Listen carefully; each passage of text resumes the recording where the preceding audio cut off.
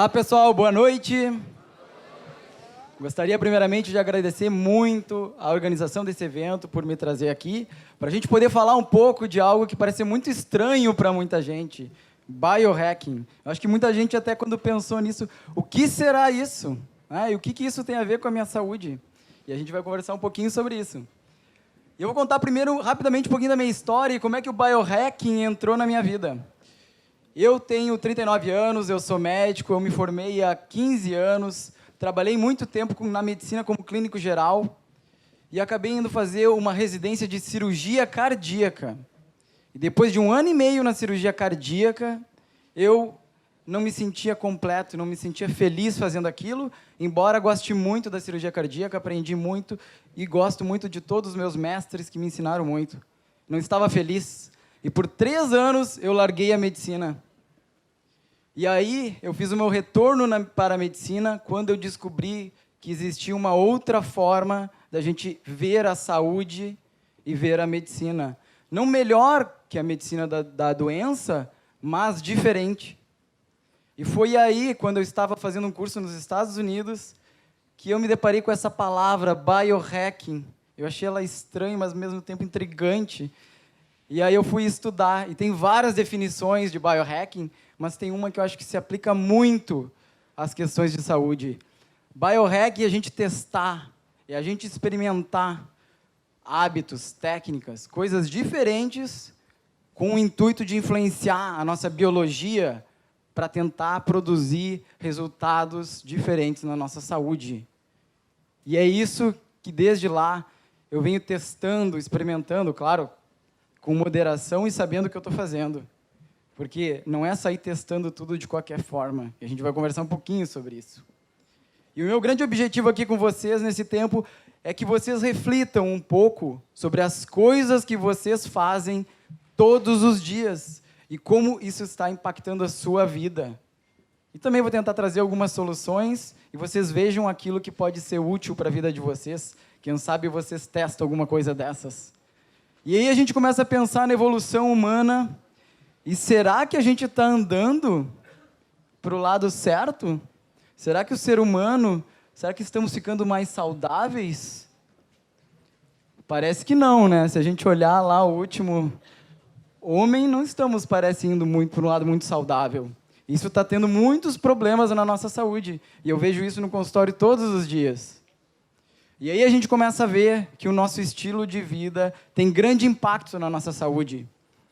A gente pode olhar o que a gente faz todos os dias e talvez se a gente começar a mudar um pouquinho, e talvez esse evento é para isso, para a gente mudar um pouco em cada área da nossa vida e também na nossa saúde. O nosso sono, a nossa alimentação, os exercícios físicos e, por que não, os nossos relacionamentos. A gente vai conversar um pouquinho sobre isso. Só para vocês terem uma ideia, 73 milhões de brasileiros têm algum problema com sono. Se a gente vai olhar, olhe para a sua esquerda e para a sua direita, um de vocês 3 tem algum problema com sono. E talvez os 3 tenham problema com sono, porque isso é uma epidemia. É uma epidemia, pessoal. E o sono talvez seja uma das áreas mais desprezadas. E quando eu fui estudar medicina funcional nos Estados Unidos, a primeira base e a primeira coisa que a gente começa a estudar é sobre o sono. E todos os dias, quando eu vou na minha consulta, a primeira coisa que eu pergunto é como é que está o seu sono. Porque se a gente não dorme direito, a nossa saúde acaba. A nossa energia acaba, os nossos hormônios ficam desregulados, a nossa energia fica muito ruim. E vocês saibam que quem dorme pouco, no outro dia, tem vontade de comer doce e carboidrato. E quem não dorme direito, talvez não consegue emagrecer mesmo fazendo tudo direitinho. Talvez seja importante a gente conversar um pouquinho sobre isso. E aí os cientistas descobriram que existe um tratamento revolucionário que faz tudo isso que está no slide, eu não vou nem falar, mas a gente vai se sentir mais saudável, mais feliz, mais energia e até talvez proteja contra câncer, diabetes e muitas outras coisas. E simplesmente o que é? É uma boa noite de sono. 17 mil estudos científicos validam isso. Mas o que é uma boa noite de sono? Esse é um grande problema, porque não basta só dormir. A gente tem que dormir de forma eficiente. E aí a gente vai conversar um pouquinho como a gente pode fazer para dormir de forma eficiente. Isso tem tudo a ver com o ciclo biológico, o ciclo circadiano. É o ciclo do dia e da noite. Um ciclo que a gente deveria fazer de uma forma, mas a gente acabou, não sei porquê. A nossa vida moderna quer mudar isso. E eu vou dizer uma coisa para vocês. Algumas coisas não tem como mudar. A gente tem que seguir a nossa biologia. Por exemplo, de manhã, nós devemos acordar e se expor ao sol. Isso vai fazer com que diversos processos biológicos aconteçam. E a noite foi feita para dormir, pessoal, tá? Acho que muita gente não sabe disso, né? E principalmente por quê? Porque às 9 da noite, um dos hormônios mais importantes quando a gente fala de sono e de eficiência do sono começa a ser produzido, a melatonina. Talvez muita gente até já tome melatonina aí, ou talvez tem pessoas que nem saibam sobre isso. Mas ela só é produzida quando a gente não tem luz. Aliás, tem algumas luzes que a gente pode utilizar e ela continua sendo produzida. Isso aconteceu a vida toda. A luz das fogueiras, o fogo e as velas, parece que não tem influência na melatonina. Agora, essas luzes brancas aqui, isso aqui é uma beleza para a minha melatonina. Não vai ser produzida de jeito nenhum. Assim como os celulares, os tablets, os computadores e as televisões. E aí a gente começa, o que a gente faz? A gente fica com o celular até a hora que a gente vai dormir. E aí, como é que a gente produz a nossa melatonina? Não sei, não é produzida. Mas aí você pode até dizer, mas eu durmo. Não, você apaga. Mas você não dorme de verdade. Você não produz melatonina. E se não produz melatonina, diversos hormônios, diversos processos biológicos que deveriam estar acontecendo não acontecem. Por exemplo, GH, hormônio do crescimento, mas também podemos dizer que é hormônio do não envelhecimento. A gente envelhece e vai diminuindo o nosso GH. E a gente só produz GH se tiver melatonina, se a gente não beber álcool, se a gente comer cedo, se a gente não ficar no celular, não ficar olhando TV até tarde, Netflix, né? Vamos ver só mais uma série, né? Só mais um capítulo. E amanhã ferrou todos os seus hormônios. Testosterona. E aí a gente fica um pouco mais... No outro dia a barriga fica até mais fofinha, porque a gente não conseguiu produzir alguns hormônios. E aí a gente está mais irritado, mais deprimido, mais cansado, não consegue ter boas decisões. E tudo isso por causa desse ciclo biológico, que de noite foi feito para dormir. E isso, eu tentei estudar muito sobre formas de tentar hackear o sono. Não tem jeito, pessoal. A noite foi feita para dormir. E aí a gente pode influenciar o nosso sono e o nosso ciclo biológico através dessas três formas, simples. A luz, a nossa alimentação e a temperatura. A luz, eu já falei um pouco para vocês. À noite, a partir talvez de 10 horas da noite, a gente deveria se expor o mínimo possível. Como eu faço? A maioria dos celulares de vocês tem uma função no iPhone Night Shift e outros celulares também, em que ele deixa a tela meio amarelada. Muitos de vocês já usam. Você pode usar o F-Lux no seu celular também, se for Android, no seu computador também. Você pode diminuir o brilho da sua TV. E você pode estabelecer um horário a partir do qual não tem mais celular e não tem mais televisão. Talvez 10, 10 e meia, talvez 1 hora antes de dormir. É difícil? Muito difícil. Às vezes a minha mulher não consigo fazer ela largar o celular dela. Mas eu sempre tento. A gente tem que tentar. Não é fácil, mas dá para fazer. Alimentação, só para vocês terem uma ideia, 10 e meia da noite, o nosso intestino para. Pelo menos deveria, né? Mas da maioria de nós não para, porque a gente continua comendo. E principalmente se você come uma alimentação muito pesada à noite, você passa a noite inteira digerindo. Por exemplo, se você comer carne vermelha à noite, só para vocês terem uma ideia, é de 6 a 8 horas para digerir. Vocês acham que vocês vão dormir? Vocês vão passar a noite inteira digerindo. Qual é a informação que vocês mandam para o seu corpo? Olha, hoje não vai ter sono, não tem GH, não tem testosterona. Hoje vai ter que digerir essa carne que vai passar a madrugada inteira aqui. E os docinhos, não se enganem. Os docinhos é a mesma coisa. Porque quem come doce, carboidrato refinado, pão ou outras coisas antes de dormir, sobe a glicemia e o GH baixa. Desgraça. Será que a gente não começa a pensar em como é que está a nossa vida e o nosso sono? E quem aqui faz tudo o que eu estou falando? É difícil, eu também não faço todos os dias, mas eu tento, na maioria dos meus dias, fazer isso. A gente pode influenciar com essas 3 formas. Quando a gente fala de alimentação, pessoal, cada vez mais estamos obesos. Quase 50% da população brasileira está acima do peso. Isso, para nossa saúde, é uma desgraça. A gente pode dizer que isso aqui é o problema, é a comida processada, industrializada, o açúcar, mas todo mundo sabe disso. Muitas vezes a gente não faz. Mas não é só esse o problema. Talvez essa pirâmide alimentar que todos nós conhecemos, talvez essa não seja a forma ideal de se alimentar, porque a gente foi ensinado isso a vida toda e a gente está cada vez mais gordo, está cada vez mais obeso, a barriga está cada vez maior de todo mundo. E aí eu vou dar um aviso para todos. Hoje, se vocês quiserem, tem um equipamento muito sofisticado e moderno para a gente prever se a gente vai viver bem, se a gente vai ter saúde, se não vai ter câncer, não vai ter diabetes. É uma fita métrica. E aí anotem, para as mulheres, se for tem que ser até 88 centímetros. E para os homens, 92 centímetros. Pesquisa brasileira, estive na Unicamp faz umas 2 semanas, eles conseguiram validar essa pesquisa, se correlaciona com muitos marcadores inflamatórios. Olhem, testem esse equipamento muito moderno e vejam se vocês estão saudáveis ou estão mais indo para doença. E aí a gente vê que tem várias formas de se alimentar. A dieta ocidental padrão é aquela pirâmide alimentar que eu lhe dei, que eu falei para vocês. Essa não está funcionando. As pessoas começaram a testar diversas formas de alimentação. Será que tem uma que é ideal para todo mundo? Talvez não, mas as pessoas começaram a testar e todas essas, alguém ou algumas pessoas tiveram muitos benefícios. Só não na dieta ocidental padrão, que essa sim é a desgraça para todos. E aí cabe você testar qual é aquela que funciona melhor para você. E tem várias dietas interessantes aí. A gente vai ter que começar a testar mais isso.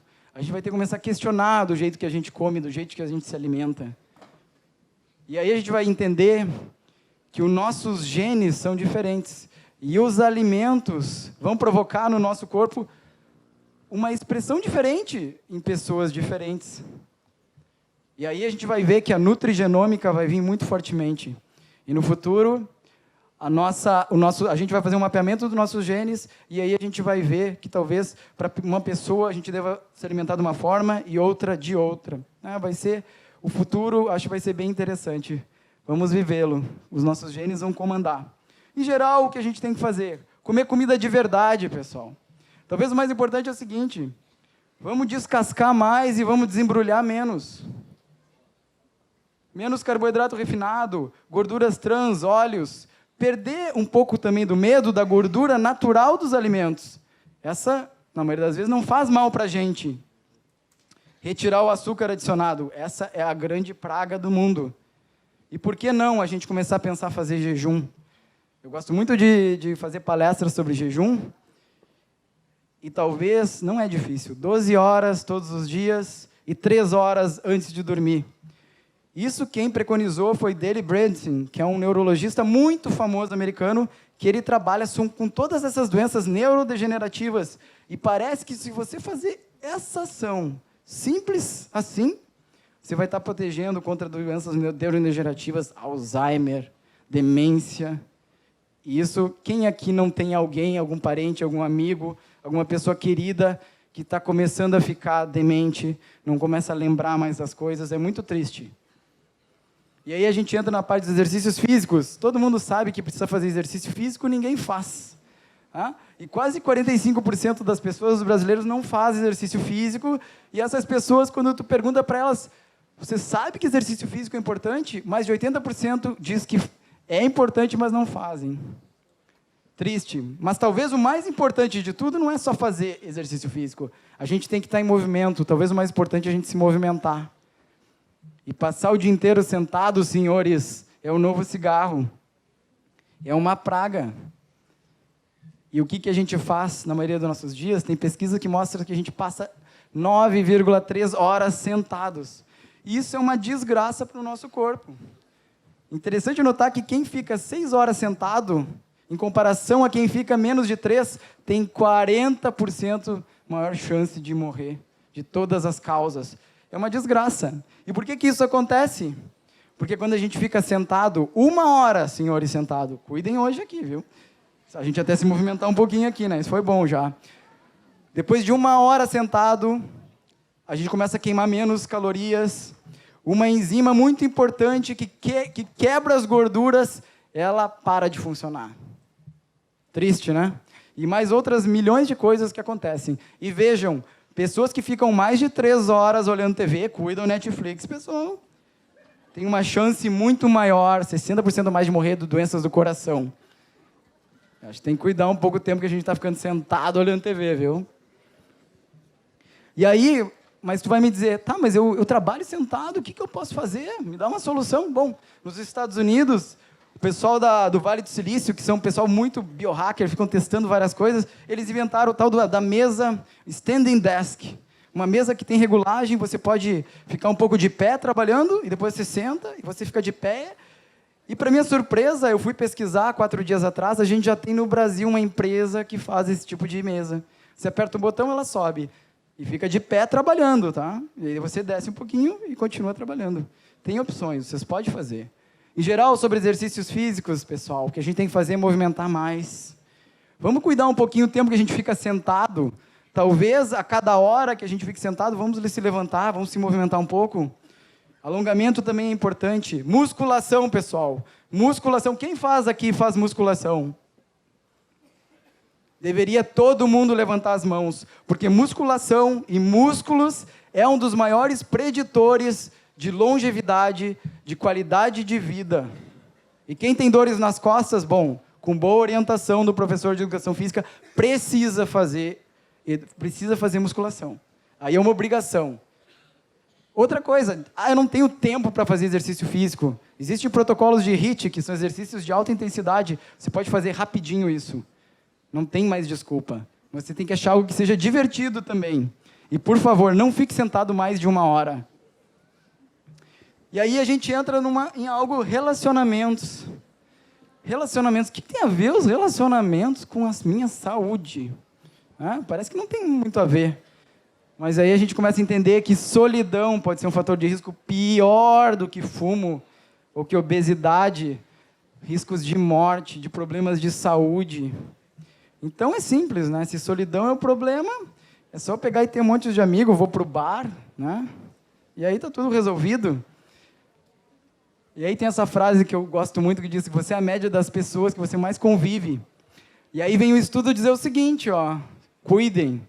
Se os teus 3 melhores amigos são obesos, isso vale também para a família, né? Você também tem 50% de chance maior de ser obeso. Isso também vale para a família, pessoal. Não quer dizer que é para vocês demitirem os amigos de vocês que estão gordinhos, não. Mas o importante é a gente entender de comportamento. Vamos lá. Seus amigos, eles gostam da sexta-feira à noite, ir na pizzaria, no sábado come massa, domingo vai comer X. Tem, claro, o futebol na semana, depois é churrasco com cerveja. Essa é a receita, não tem como dar certo, né? Então, a gente precisa, quando quer mudar os nossos hábitos, mudar toda a família e tem que tentar mudar um pouco os amigos. É difícil? Muito. Mas é possível. E a gente tem que lembrar dessas coisas. O comportamento nosso e das pessoas que estão ao nosso redor nos influenciam e muito. E aí, a gente, não sei se alguém já ouviu falar das Blue Zones ou as zonas azuis. Alguém já ouviu falar? São as zonas no mundo onde a gente tem mais pessoas centenárias. E aí, se for estudar, o que essas pessoas, o que esses lugares tinham de tão especial? Claro, essas pessoas se alimentavam de uma forma adequada, elas se movimentavam, mas principalmente a gente viu isso. Essas pessoas, elas tinham uma questão de proximidade muito forte. As pessoas interagiam uma com as outras e, principalmente, elas sentiam que elas podiam contar com as outras. E não é só família, são os amigos, os amigos do bar, né? Todas as pessoas.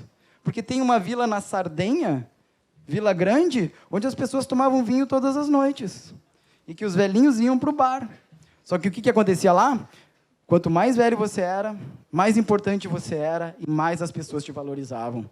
Valorização, proximidade, o contato no olho, ele produz uma enxurrada de neurotransmissores. E isso é importante, contato, sentir que você pertence, que você é amado e que você ama. Isso é tão importante quanto comer direito, quanto fazer exercício físico, quanto dormir bem.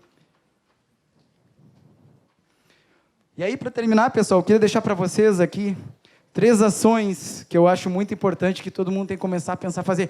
Tem que fazer tudo isso? Não. Mas tem que começar a pensar sobre isso. Jejum intermitente. De qualquer forma. Começa devagarinho, né? Não precisamos ficar o tempo todo que a gente está acordado comendo. Diminui um pouco isso. Tem grandes melhoras para o seu cérebro. Meditação. Eu ouvi dizer que, inclusive, tem grupos de meditação aqui no Parque Una. Olha só que interessante. Só para vocês terem uma ideia. As pessoas de maior performance, grandes diretores, grandes artistas, pessoas que performam no seu mais alto nível nos Estados Unidos, mais de 80% medita de forma regular. Talvez você tenha que pensar sobre isso, né? Será que não está na hora de começar a meditar? E, principalmente, se eu quisesse deixar uma lição para vocês, durmam mais e, por favor, comam um pouco menos. Muito obrigado, e eu deixo aqui os meus dados. Me acompanhe no Instagram, eu faço lives e falo muito mais sobre isso.